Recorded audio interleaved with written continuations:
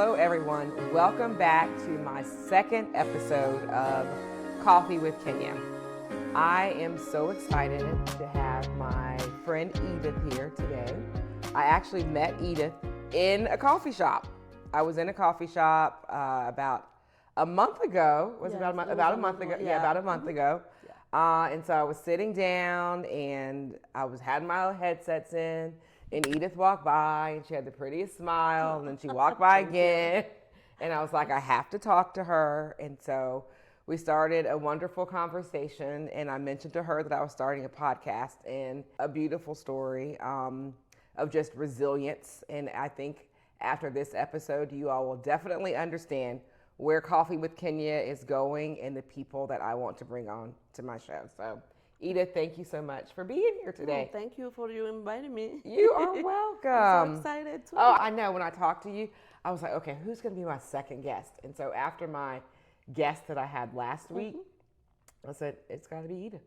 Oh, it's got to be. Thank you. You are welcome. So of course I have to ask, what is your favorite coffee? My favorite coffee is black coffee with cinnamon. Oh, okay. Like any coffee. Okay. Yeah. Just has to have cinnamon. Yes. Okay. What does the cinnamon do? I don't know. I like it. Okay. I like the flavor to cinnamon. Yeah. It just wake me up. I would have never thought that I liked black coffee, but I am going to have to try it with cinnamon. But black coffee. You should. It's really good. It's good for me. Okay. Well, let's get into your story, because there's a lot that I believe that you can share that will really help my audience and the audience beyond. So I do want to ask you, if you could sit down with anyone, who would you sit down and have a cup of coffee with? With my sister. Okay. And why is that? Because I didn't see her for 30 years. Oh. So it will be amazing to see her again. Oh, that would be so beautiful. Yes. Yeah. Well, I'm going to pray that you get to see her. Yes, probably next year. Oh, that's exciting. Yes, probably next year. So will you go home or she'll come here? No, she will come here with visa. Oh, that's exciting. I'm excited too. I can't wait to see her. 30 years. Yes. So how old was she when you saw her last? Like the hug, Yeah. Yes. I can bring her to your show when she You can bring her, yeah. Oh, that's another story. 30 years. Yes. Oh, that'll be beautiful. Yes, I would love that. That'll be really good. Yeah, that will be really good. Emotional. Yeah. Yeah. I know. So it's funny. I told last week, y'all know I didn't have any tissues. So I said, this week, do we need tissues, Edith? And she said, maybe. So, you're already talking about being emotional.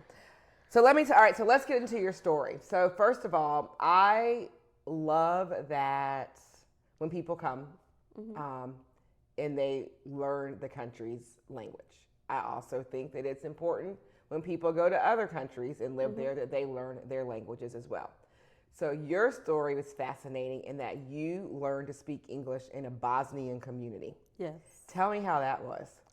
Well, when I come to this country, first I come to California. But my ex-husband had a job in Vermont.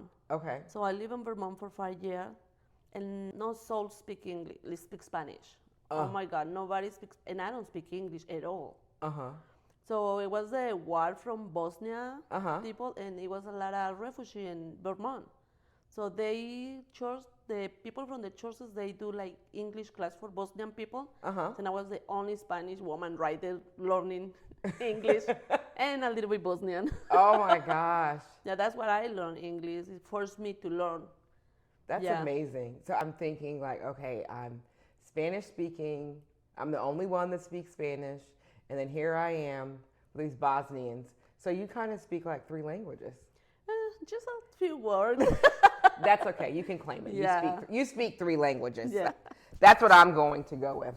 So I know that part of your story, your husband left you with your 3 kids, right? I was pregnant from the 3rd one when he left. Oh, I didn't know that part. So you were pregnant with your 3rd child when he left, but you all were living here, or you were still in Vermont? No, I was living here in Georgia. Oh, in Georgia. So tell me what that looked like. What did life look like for you? Like you just wake up one morning and he's gone? No, I went to work. My 2 kids that I have in that moment, they went to school too. So when my daughter, she come back from school, she find the house empty. And then I was picking my son from the babysitter, and she just running because he was close. So she running and hugged me and said, "Mom, my dad he's leaving, he left." So it was very traumatic and depressed for her, for us. And he take all my money, my furniture, part of my furniture, and then in that week I had to pay the rent. So I was like on the limbo, it was hard. So I see you now. Yeah. I know that you moved into your first house. Yes. Oh, and when you moved recently, right? Yeah, last month. How does that feel? I love it's totally different. It's a different experience. Yes. Because most of the time I'm living in apartments. Yeah, and I have the neighbors up there or on the side. Yeah. That is hard, living in an apartment. So what did you learn about yourself in that season? Like, where did you Well, I was pregnant when he left me. 2 months later, I found out I was pregnant for my third kid.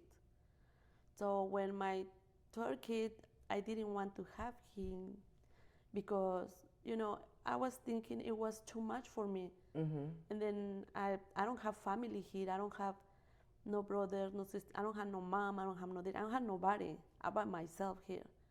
So I was thinking that I'm not going to make it because I had already 5 years old and 9 years old and then pregnant. It was hard, but I tried to kill myself. Oh, I didn't know that part of you. You tried to kill yourself? Yes. When you were how far? When I had the contractions on my kid, I went to the hospital and then I cut my veins. And then they come in and they tell me what happened. And my ex-husband, he was right there. So we was already separated, had problems. So they come in and they tell me if I don't tell them the truth that what happened, they're gonna take my kids away from me. And they did they give for temporary custody to my ex-husband to my 3 kids. Then they send me, that night when I had my baby, they sent me to a psychiatric hospital for 1 month, and almost 1 month. And then when I get out, my ex-husband give my baby, give it to a Guatemala family, and they want to adopt my son, the little one. When I get up, I fight for him because I promised my son that I never ever try to kill myself again. Because when he born, I born again too. It was hard. Okay, I'm gonna keep it together. Yeah. Okay, so you tried to kill yourself in the hospital. Not in the hospital. When I start to have the contractions, because my ex-husband, he was right there and we fight. Okay. And then there's when I cut my veins. With glass? Yes. And so how long did you have to fight for your children? Well, it wasn't like that legally. They just tried to do it legally, but as soon as I got out from the psychiatric hospital, I went to their house and I pick up my son and I bring it with me, my son, and then there's no way nobody take care of my kids for me. It's no way. Yeah, and then I have DFACs for 1 year to check in on me and my kids. If I can provide them food, proof and everything, and I did. So you just said something so profound, and I want to make sure people don't miss it. You tried to cut yourself. Yeah. But then your son was born, and you were born again. Yes. I promised to my son, I'm never gonna do it again because the same day you born, I'm born again with you. And that hit me really bad. And I was like, nobody's gonna take care of my kids for me. No way. And I fight for them. Yeah. You are amazing. Yeah, thank you. That is why I'm doing this. You and so many others that I know God will put me in their path are the reason why I'm doing this, for no other reason.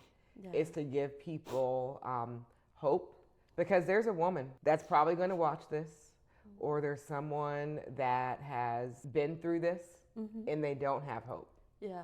And they haven't been born again. And so your story is going to help somebody. Yeah. So I thank you. No, thank you for inviting me. You are welcome. So I don't even know if I asked you this question. What did you learn about yourself during the season? Did we ask? What did we learn? What did you learn about yourself during that season?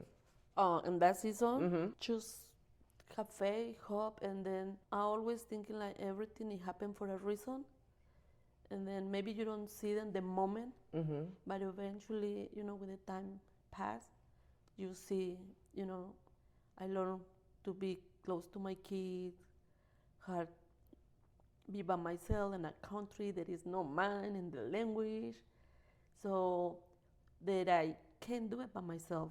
Working hard. Sometimes I had to have two jobs, but I was working hard for my kids, and then I learned that I can do it by myself.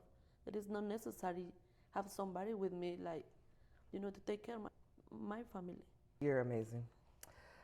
All right, so you once made a really hard choice, and now that I know this part of your story, I'm just blown away at this choice that you had to make. But you once made a really hard choice turning your son in. What gave you the strength to do that? Oh yeah, that was hard because I didn't have another choice because I know he was doing. I didn't know in the beginning, so I know because my daughter she told me what was going on, and I see this video from this guy that he was friend of my son, and then it was the kid. They was robbing this person. My son, it wasn't in that rob, but he was hanging out with them. And I see how they was chasing this guy behind the farmer's market, a Spanish guy. So they was chasing him and they point him with a gun. And it was in the video. And it was in all the news and everything. So one of these kids, he came to live to my house, but I didn't know the police was looking for him, and his face was in all the news, Spanish and English. And then it's like, no, I don't want a confrontation with the police to come to my house. So when I find out, I turn in the first guy, and then later I'm turning my son because they want him out, the first guy, and my son was continued to hang out. And then he was involved in drugs.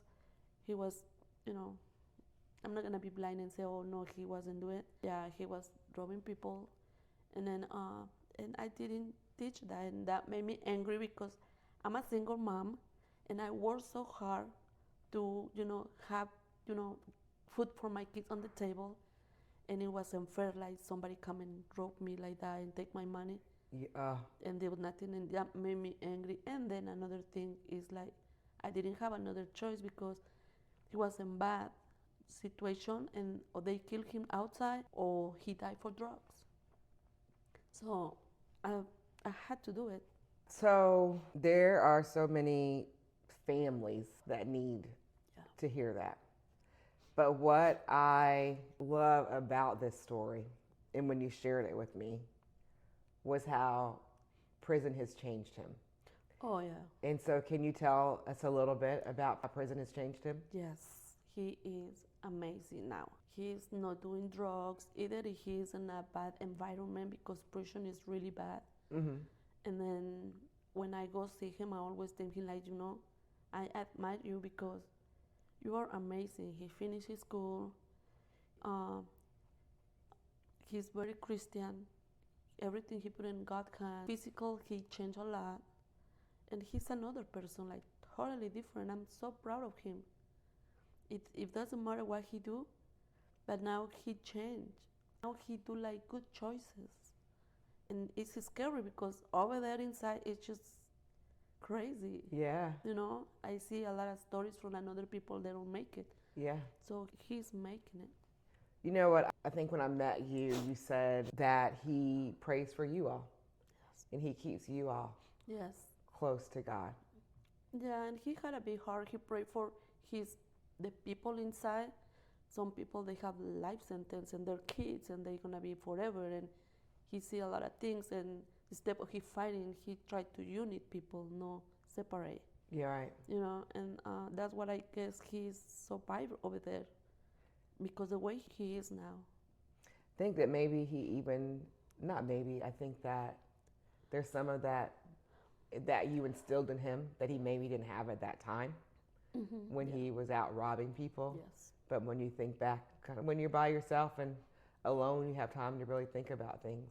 Yeah. And so some of that you may not have seen it when he was going through the bad, but now some of that you instilled in him, your Yeah. resilience to work hard and be a good person. Yeah. And so how much longer does he have in prison?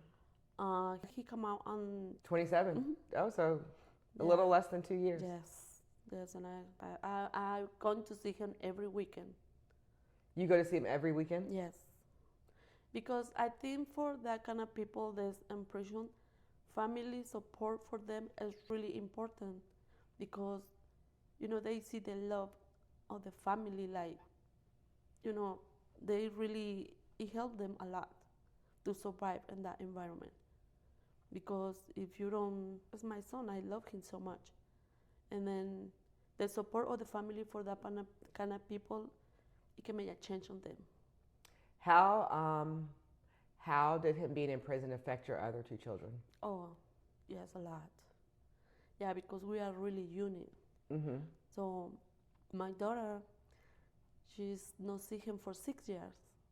Yeah, because they don't give her like kind of permission to come to see him. Okay. So but she always cry, and then she's still hurting for his brother being there. So she still hasn't seen him?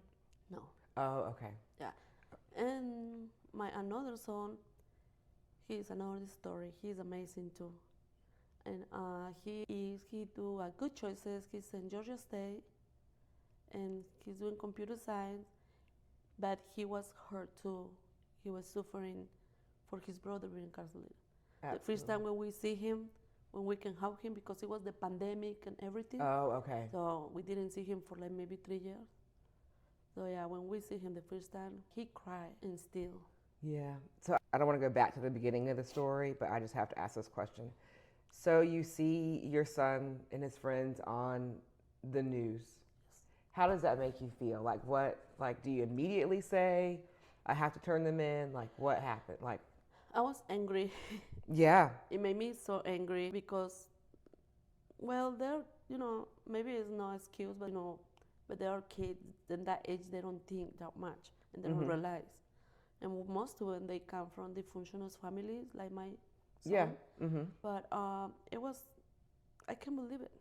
When I see the news right there, I can't believe it. It was, no, this is because one of the guys say he was right there. I know him since he was little. He was like very good, close friend to my son. And it just, I can't believe it. And, Yeah. But I still love them. Yeah. I still love these kids too. There's nothing like a mother's love. Yes. Yeah. And his friends too, because I know they were young. And Yeah. yeah, when I turned her in the first one, he was, in the beginning, he was angry with me. Mm-hmm. But now, yeah, I spoke to him a few times. He called me mom, and he said, I love you so much, mom. And then I don't have nothing to forgive you. You gotta do what you gotta do. He's a good kid too. Good. So what would you say to another parent that could be facing something like this? Just be strong. Give them much love you can give to your kids and show them like you really care about them, because that's gonna make the difference on them. Yeah. If you show up and then call them and help them inside, Yeah. speak to them, listen to them, what's going on. Just come to visit them.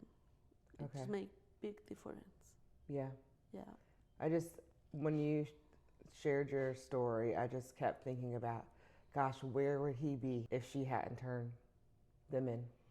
Oh, And no. I know that you said either he would be on drugs or he'd be dead, but when I tell you that I cannot get that story out of my head. I cannot get it out of my head. Yeah. Sometimes I feel like people tell me their stories and then I'm like, okay, God, you gave me this story so I can help somebody else. But now I have a platform for people to tell their own stories. Yes, and that's really good. It's really good because, now people, they know, like, sometimes I didn't understand people, and I hear on the news, kids are in jail, or the families, the parents. I never understand them. It's like when you are in their shoes, is when you start to understand. Yeah. Like now I feel how this mom feel about her son. It was incarcerated. Yeah. You start to understand when you are in their shoes. But I guess it's not had to be like that. Right. We need to understand either if we don't been through that, Yeah. you know. Yeah. Yeah, That's but well, yeah. So did you believe your faith is what's carried you through these Yes. last 6 years? For since my ex-husband left me. Since your ex-husband left you. Okay. Yes, I'm a miracle of God. I've been through so many things. Yeah. Oh my gosh, That's you are what a miracle of God. Yes. Yes, that's what I always tell my kids. I'm a miracle of God. Yeah, because I've been through so many things, and look at me, look at my kids. You know, I feel proud of myself and my kids. Your kids are doing amazing. Yes, Yeah. they do. My daughter, I'm so proud of her too. Yeah, my grandkids. You have what, 2 grandkids? Yes. That's how old are they? 14 and 13. Oh, fun. Yeah, I love my son-in-law. She find a really good man. Uh-huh. Yes. That is so great. So tell me, do you have a favorite scripture? Yeah, I do have one, but I can't remember now. That's okay. Look, I always tell people, I'm like, I have a lot of favorite scriptures. I don't remember them all, but I do have favorite scriptures. Yeah. So that is great. Oh, I know one, like, Okay. God with me, who against me. Yes. I love that one. Yes, that is a good one. Yeah, I If wake God's up for- in the morning and I always say, God with me, Yeah. nobody can against me. Yes. I That's- like that one. That's so good. So looking back now, what do you think the version of you today would say to your old self?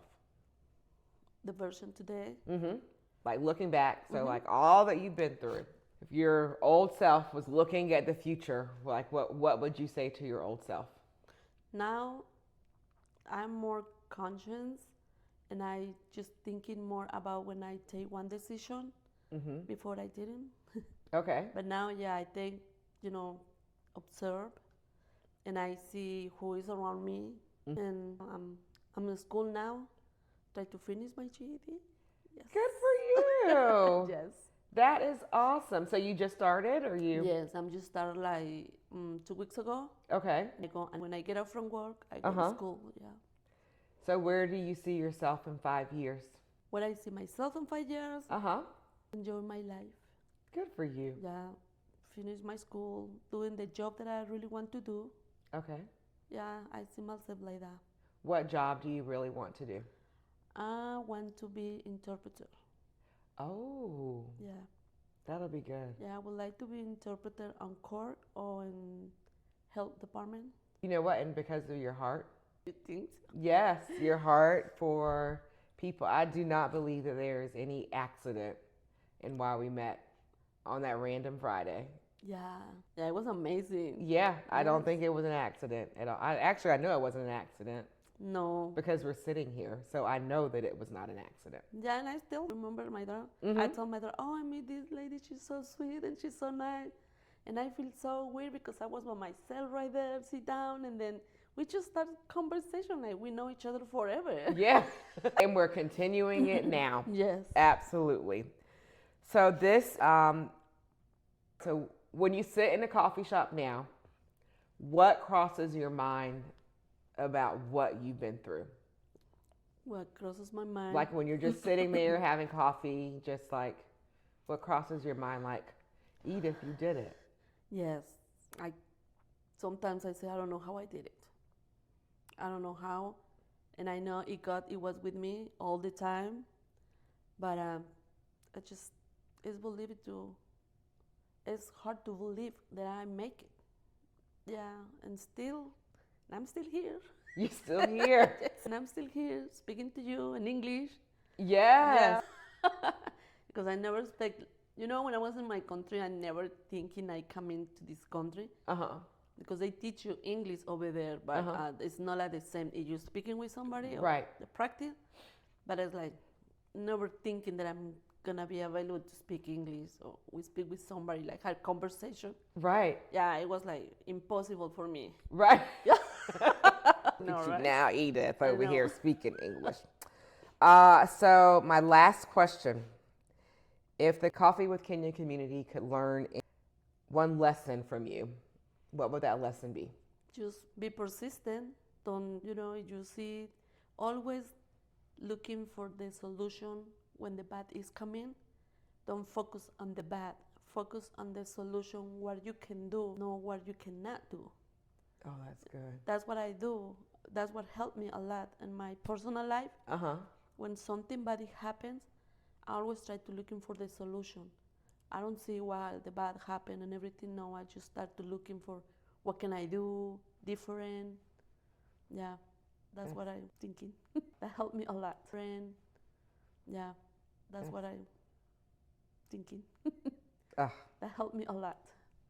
So good. And I think that can help to a lot of people too. Like, just don't focus on the bad, focus on the solution. So good. Focus on the solution. Yes. Well, thank you, Edith. Yeah. No, this was thank so you good. This was so good. Yes. Okay, everyone. So Edith said focus on the solution and not on the bad. Exactly. Yes. And so I just want to thank you all for joining us on today's episode of Coffee with Kenya. And if you have liked what you have seen today, make sure that you subscribe to my channel. It's really easy. It's CLS. Comment, like, and subscribe to Coffee with Kenya. I thank you all and have a great day.